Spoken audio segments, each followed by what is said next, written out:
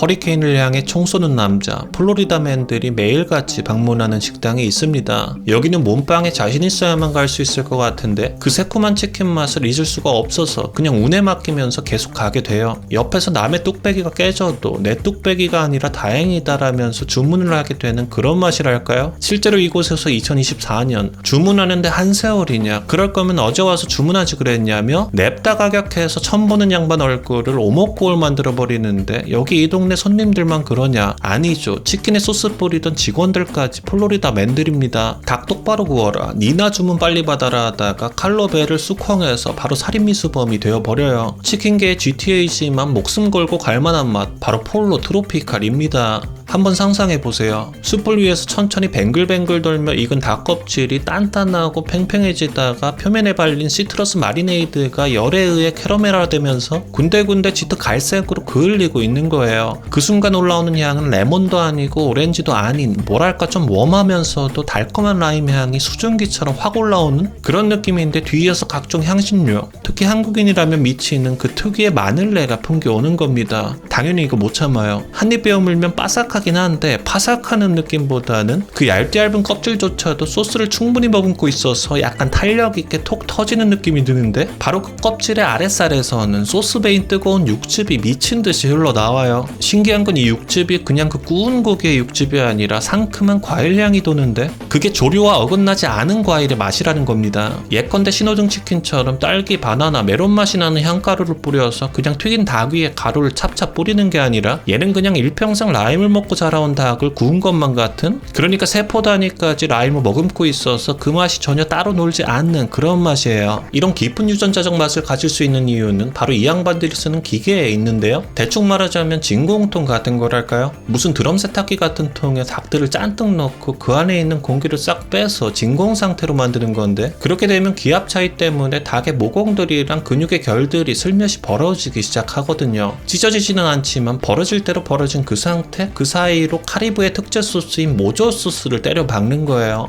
이 모조라는 게 쿠바 쪽에서 많이 쓰는 건데, 물론 지역마다 맛이 조금씩은 다르다고 하지만 대부분 마늘의 시트러스류, 라임이나 오렌지즙 같은 걸 넣고 올리브오일이랑 후추, 쿠민 같은 향신료가 들어가는 소스예요. 그러니까 닭을 불고기 양념 숙성시키듯이 이 소스에 24시간 동안 절이는 그런 기법을 쓰는데, 모공까지 열어놓고 절이니까 정말 깊은 곳까지 스며드는 겁니다. 근데 이 집에서 우리가 닭만 먹을 수는 없겠죠. 카리브해 양반들의 소울푸드인 블랙빈 앤 라이스, 그러니까 검은 콩밥을 먹어줘야 하는데, 사실 저는 콩을 진짜 싫어합니다. 특히나 강낭콩을 콩 중에서도 제일 혐오하는데, 여기서 블랙빈은 그 한국에서 먹는 정말 콩알 맛나고 귀여운 깜장콩, 그게 아니라 그냥 강낭콩에 가까운 형태고, 맛도 그 씹었을 때 나는 강낭콩 특유의 텁텁 맛이 있어요. 근데 이상하게도 폴로 트로피칼에만 놓으면 이 콩밥을 시켜서 같이 먹게 되는데, 정확히 말하자면 그냥 콩밥은 아니고 베이크드 빈스의 그레이비 버전 같은 맛입니다. 그러니까 이 양반들이 파는 게 그냥 흰쌀밥에 콩 넣고 익혀서 주는 게 아니라 약간 질척하게 밥이랑 비벼 먹을 수 있는 그런 팥죽 바이브로 밥 위에 얹어서 주거든요. 그래서 콩은 콩인데 콩맛이 안 나고 맛있는 콩맛이라 먹게 되는 겁니다. 팥은 안 먹어도 팥빙수는 먹게 되는 것처럼 말이죠. 모조를 메인으로 쓰는 이 폴로 트로피칼의 닭을 보면 뭔가 쿠바나 도미니카에서 배 타고 건너온 뜨개질 잘하는 할머니의 오래된 레시피일 것만 같은데, 사실은 이거 처음 만든 양반들 그냥 미국 형제였어요. 레리 해리스 그리고 스튜어트 해리스라는 해리스 형제가 만든 건데, 심지어 이 양반들 유태인입니다. 그러니까 중남미 이민자들이 아니 이건 우리 고향의 맛이잖아 라고 하면서 먹던 폴로 트로피칼이 라틴 문화권이랑은 1도 상관없는 형제가 동네 서점에서 요리책 사다가 만든 맛이라는 거예요. 때는 1988년 당시 미국 패스트푸드 시장은 KFC를 필두로 프라이드 치킨이 모든 걸 씹어먹던 시절이었는데, 당시 겨우 27살이었던 해리스 형제는 여기서 타임머신을 타고 온 양반처럼 미래를 읊습니다. 곧 구운 닭의 시대가 올 거다라고요. 실제로 얼마 후 콜레스테롤에 잔뜩 쫄게 된 양반들이 웰빙 트렌드에 불을 지피기 시작해요. 근데 당시 건강을 핑계로 시장에 갓 나오기 시작한 구운 닭이나 닭가슴살 요리들이 맛이 좋을 리가 없었겠죠. 그냥 튀긴 게 안 좋다니까 무작정 불에 구운 걸 팔기 시작했는데, 아무 비법도 없이 그냥 불에 구운 닭가슴살 당연히 퍽퍽하고 맛이 없잖아요. 우리가 굽내를 맛있게 먹는 이유는 안 튀기고 구운 닭이라서가 아니라 그냥 맛있어잖아요. 결국 레리의 결론은 이거였습니다. 사람들은 기름 숨통에서 건져낸 치킨을 안 먹고 싶은 거지 맛없는 치킨을 먹고 싶은 건 아니다. 즉 건강해 보이기만 하면 된다 라고요. 그리고 이 양반이 장사할 곳이 어딥니까? 바로 플로리다 마이애미잖아요. 그때 마이애미는 쿠바나 중남미에서 넘어온 이민자들이 대폭 늘어나면서 라틴계 도시가 되어가고 있었어요. 그래서 이 형제들은 서점에서 라틴 요리책을 사옵니다. 근데 펼칠 때마다 무슨 시트러스에 마늘, 후추 이런 게 잔뜩 들어간 요리들이 가득한데 그냥 딱 봐도 뭔가 자극적이고 세 보여요. 그래서 바로 채택합니다. 그리고 뒷마당에 그릴 하나 덜렁 놔두고 매일같이 닭에 칼집 내서 소스를 배합하고 담가서 재워보고 그냥 찍어서도 먹어보고 그냥 발라서 구워도 보고 별짓을 다 해요. 그렇게 해볼 수 있는 모든 걸 다 해보니 또 결국 답이 나옵니다. 원래 성공할 때까지 계속 하다 보면 결국 실패는 없는 거잖아요. 그렇게 완벽한 레시피를 찾았는데 또 문제가 생깁니다. 돈이 없어요. 이 레시피를 완성한들 판매할 수 있는 가게를 살 돈이 없는 거예요. 대출하면 되지 않겠나 싶겠지만 27살짜리 유태인 꼬맹이가 은행 가서 KFC를 꺾을 닭 레시피를 개발했으니 대출 좀 해주세요 한다고 누가 대뜸 돈을 주겠냐고요. 결국 이 형제는 가족, 친척, 동네 친구들한테 한 푼 한 푼씩 구걸해가면서 푼돈들을 모아 첫 매장을 엽니다. 물론 진짜 푼돈이라 식당다운 식당은 아니고 테이블조차 없는 코딱지만한 테이크아웃 구멍가게였는데 처음 장사를 시작하는 날 그 라임과 마늘에 찌든 닭고기가 숯불에 타들어가는 매캐한 냄새가 퍼지자마자 근처에 있던 라틴계 이민자들이 기다렸다는 듯이 몰려드는 겁니다. 테이블도 없는 매장 밖으로 이 집 닭을 사겠다는 줄이 막 이어지자 좁아터진 주방에서는 막 가내수공업으로 플라스틱 통에 닭 때려넣고 손이 짓무르도록 소스에 닭을 비비고 재워야 했어요. 시작부터 대박이 나고 지점이 늘어나니까 이 똑똑한 유태인 형제는 미련 없이 수제 마리네이드 방식을 버리고 진공 텀블러 기계를 도입합니다. 수천 마리의 닭을 한 번에 절일 수 있으니까요. 그렇게 창업하고 딱 10년째가 되던 1998년 역시나 돈 냄새 맡은 거대 자본이 이 형제를 슬쩍 찾아옵니다. 바로 버거킹 가맹들을 담당하던 회사 캐롤스 코퍼레이션이었는데 이 양반들이 9,600만 달러 그 당시 한화로 대략 1,300억 원에 달하는 돈을 싸들고 온 거예요. 심지어 현찰로요. 이 형제 당연히 뒤도 안 돌아보고 회사 팔아 넘기고 깔끔하게 빠져나왔습니다. 이렇게 몸뚱이가 커진 폴로 트로피칼은 마이애미 그리고 플로리다를 넘어서 카우보이의 성지 텍사스까지 넘보는데 텍사스 벽 아주 높죠. 그냥 전부 싹 다 망했어요. 아무튼 타지에서는 쫓겨났을지 몰라도 악어가 판치는 곳에서만큼은 여전히 새콤한 닭고기가 잘 나가는데요. 물론 여기 문제도 많습니다. 2018년 2019년 연달아 A형 간염 걸린 직원들이 요리하다가 적발되고 손님들이 난리난 사건이 있었고 최근 2023년 보건국에서 위생단속 레전드 사건이 터지는데 단속반 사람들이 조리대 점검을 하던 중 위에서 뭐가 툭 떨어졌대요. 바퀴였는데 하필이면 그게 단속하러 온 점검원의 목덜미에 떨어진 겁니다. 기겁한 점검원이 자기 목에 붙은 바퀴를 바닥에 떨구고 주방 직원들이 그걸 발로 밟아 죽였다는데 이게 진짜로 실제 플로리다 보건국 검사 기록에 적혀있는 실화 그 자체입니다. 심지어 2024년에는 주방 친구들이 토닥거리다가 칼로 쑥컹해서 한 명은 살인미수 처리됐고요. 근데 이 동네 양반들 역시 플로리다맨들이라 폴리스라인 쳐지고 긴급회사 딱지 붙어도 영업재개 기다렸다가 간판에 불 들어오면 다시 자연스레 들어갑니다. 그 지역 유명 고발 프로그램 중 하나인 더티 다이닝에도 등장해 더럽다고 개망신을 당했었는데도 말이죠. 트럭에 악어를 숨기고 다니다가 드라이브스루 창문 안에 던져버리는 플로리다맨들을 생각해보면 어쩌면 그들에게 위생 정도는 아무런 문제가 되지 않는 것 아닐까요? 안녕히 계세요.